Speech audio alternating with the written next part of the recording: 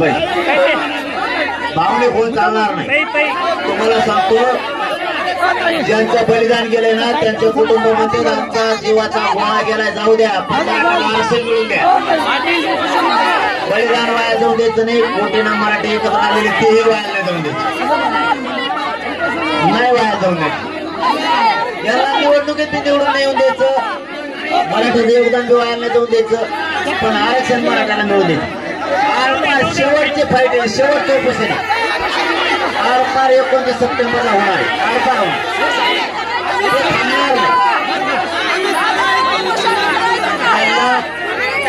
यांना मुद्दाम यांनी आपल्या समाजाला विचार धरले, मुद्दाम या देवेंद्र फडणवीस मला वाटतं आपण काहीतरी वेगळं आंदोलन करावं असं त्यांना वाटतं।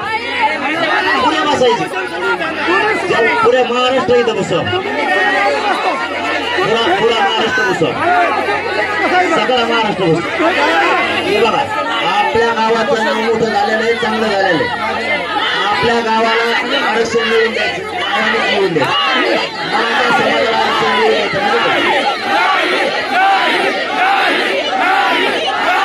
उपोषण 29 सप्टेंबरला होणार आहे।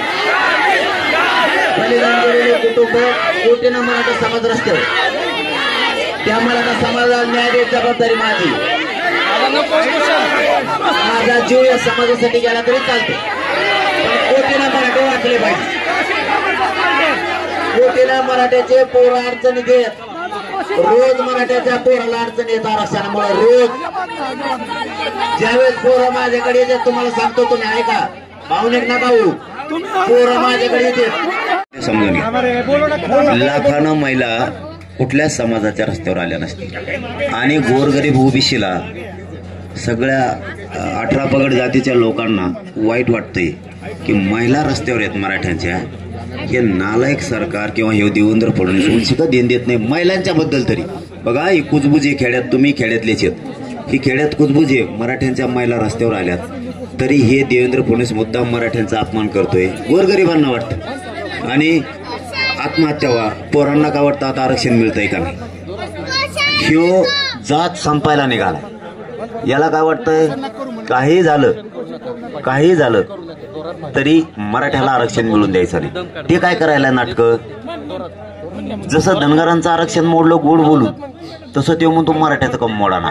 या 4-5 दिवसात ऐकायला आलं बरं का, 4-5 दिवसात धनगरांचं एवढं मोठं आंदोलन उभं राहिलेलं मोडलं म्हणे, आणि म्हणजे अंधारात हे बोलतंय, म्हणजे ते याचा अर्थ असा आहे कोणत्याच जातीचं नाही ते फडणवीस, कोणत्याच जातीवर माया नाही करत, गडीभर मराठ्याला धरतो, गडीभर धनगराला धरतो, गडीभर ओबीसीला धरतो, म्हणजे डावं टाकतो, त्याचं साधा आहे पुरतो।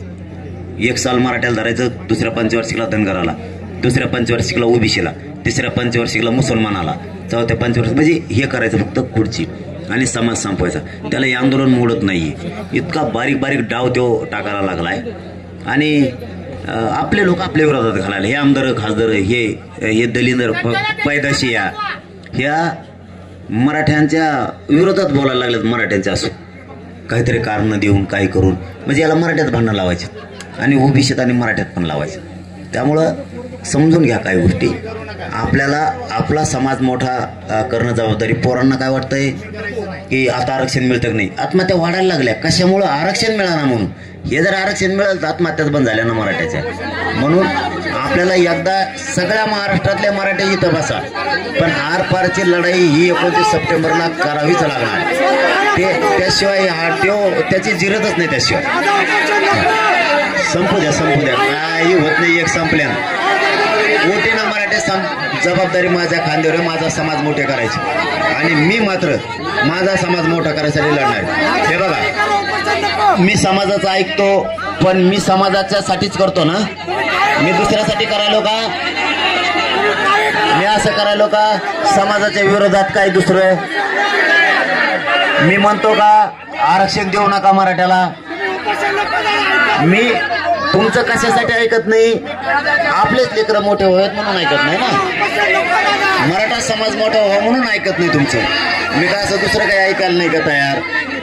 हे बघा मराठा समाजाचं विरोधात मी जातो का कधी, पण त्या समाजाचे लेकरं मोठे करायचं म्हणल्यावर मला कुठंतरी संघर्ष करावा लागणार आहे। मला कुठंतरी झिजावं लागणार आहे. काही होत नाही, काय होत नाही. मग काय व्हायचं तर होऊ द्या, संपू द्या. एक संपला चालतो, समाज नाही संपू द्यायचा मला. मराठा समाजाचे लेकरं मला माझ्या डोळ्या देखता बघायचं, त्यांना आरक्षण दिलेलं. होऊ द्या, काय व्हायचं. एकदा फडणवीस किती एकदम आहे ना, एकदा मराठी बघूच आपण. मराठीच्या अंगावर घालतोय तो. हे बघा, 29 सप्टेंबरला आमरण उपोषण होणार आहे आणि ते ताकदीनं होणार आहे, आरपारचं होणार आहे. कारण 1 वर्ष झालं माझ्या समाजाला मी शब्द दिला. माझ्या समाजाला आरक्षण देण्याची जबाबदारी माझ्या खांद्यावर आहे. माझा समाज मोठं करायची जबाबदारी माझ्या खांद्यावर दिली. मी मराठ्यांना आरक्षण देऊनच थांबणार आहे. वेळेप्रसंगी जीव गेला तरी चालतोय, पण हटायचं नाही. आता सगळा महाराष्ट्र इथं बसू 29 सप्टेंबरला. होऊ द्या, बैठक आपली संपलेली. सगळ्यांनी आपण आपल्या गावाकडे दमाने जा. 29 सप्टेंबरला आमरण उपोषण होणार आहे, ते थांबणार नाही. एक जीव गेला काही नाही, संपू देऊ, संपू दे. एक संपला तरी चालतो, सगळा समाज नाही संपला पाहिजे. समाज मोठा करायचा म्हणजे करायचं. आरक्षण तर द्यायचंच. सरकार तर पाडणारच आहे. सरकार पाडणार, ओबीसीचं आरक्षण देणार. 29 सप्टेंबरला आमरण उपोषण होणार आहे. सगळा महाराष्ट्र इथं बसू. आता शांततेत तुम्ही गावाकडे जा सगळे.